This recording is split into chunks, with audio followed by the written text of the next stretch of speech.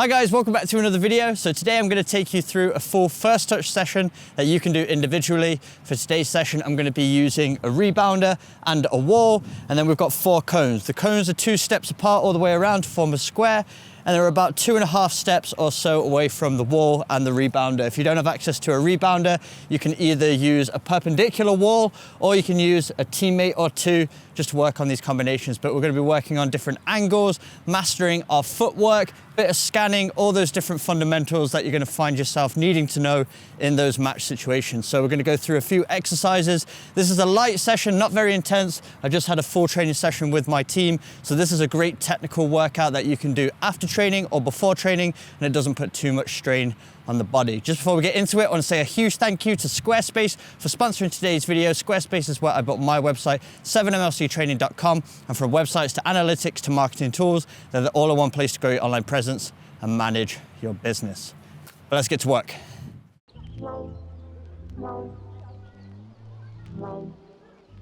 The first couple of exercises are designed for warm-up touches, and then exercises 3, 4, and 5 are more advanced. So these warm-up touches are really going to set you up nicely so that your touches are sharper and ready for more advanced sequences.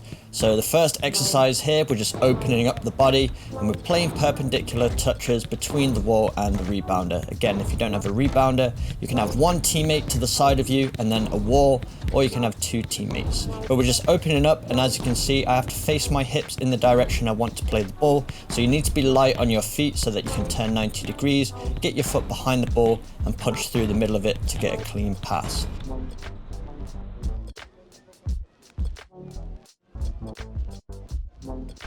For the second warm-up exercise, we're doing a very similar movement, but this time we're going across our body with the first time passes. So again, have to be light on those feet and angle our body, and then we're almost going across our body with our foot.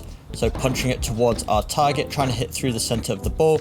These 2 warm-up exercises are really beneficial to get that footwork and help you learn to deal with those awkward passes. Instead of having to take a touch and then play the pass, if you can get the ball on the move in 1 touch, it's just going to be more effective for your team. So these exercises are going to warm you up nicely, get your footwork set, ready to go into some more advanced exercises.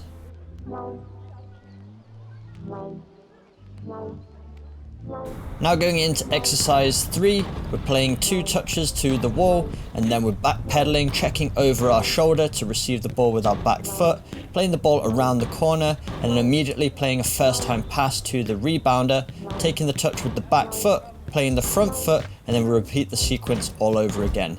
So for this one, make sure you start slowly with it, just go through the pattern, get the rhythm, and then once you've got the pattern down, then you can increase the intensity and the speed. At first, don't worry too much about checking your shoulder, just involve it once you've got your technique right, and then start to incorporate all of the fundamentals. So it's fast moving, it's fast paced, working on all those different angles. Those first 2 warm-up exercises are really going to set you up nicely for this type of work. It's really important to be light on your feet.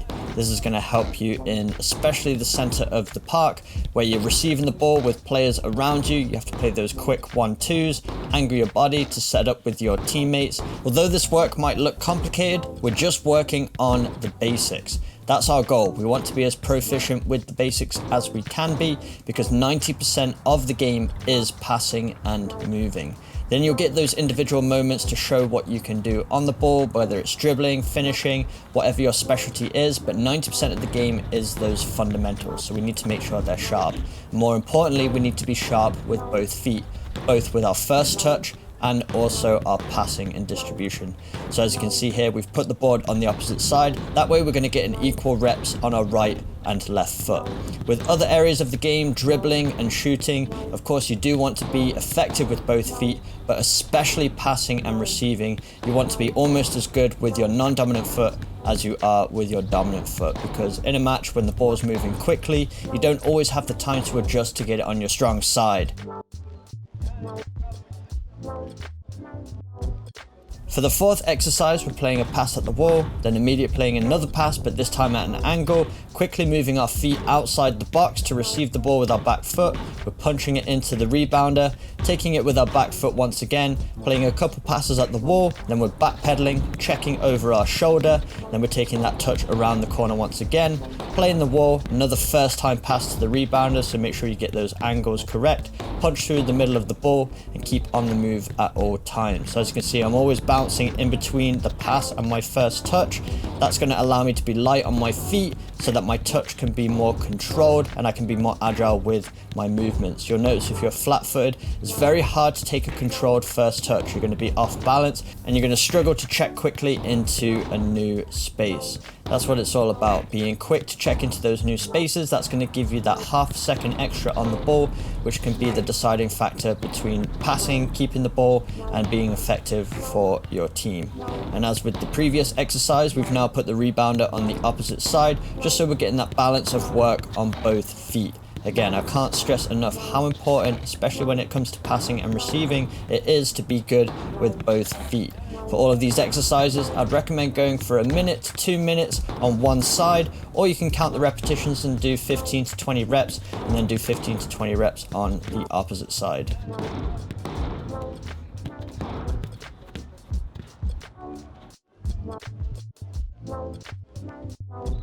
And for the fifth and final exercise, we're playing a pass at the wall, backpedaling immediately to receive that ball on our back foot, playing around the corner, playing the rebounder once again. This time we're taking a touch in our stride, so in the direction we're receiving the ball from, and then it's a little deceptive touch around the corner with the outside of that same foot, and then we repeat the sequence. So as you can see on this side, I'm using my right foot for the entire sequence. So getting used to using all the different surface areas of that right foot.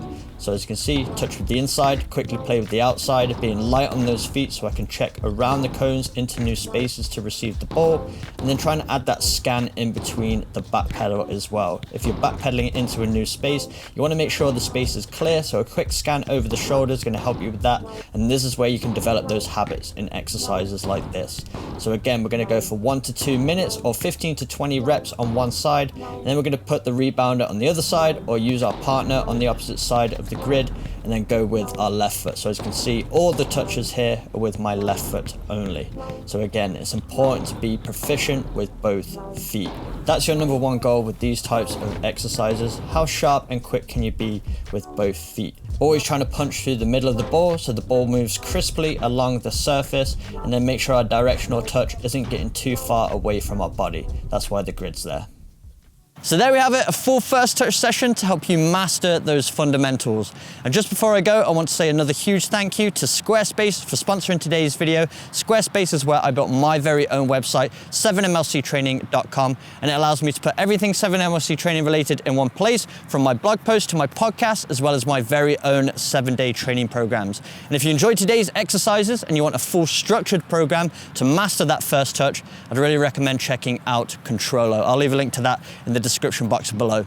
But if you've ever considered building a website and you don't know where to start, check out Squarespace, and if you use the link in my description, www.squarespace.com/7mlc, you can get 10% off your first website. But I hope you enjoyed today's video. If you did, make sure you smash the like button, hit that subscribe button for weekly training videos, and I will see you guys in my next video.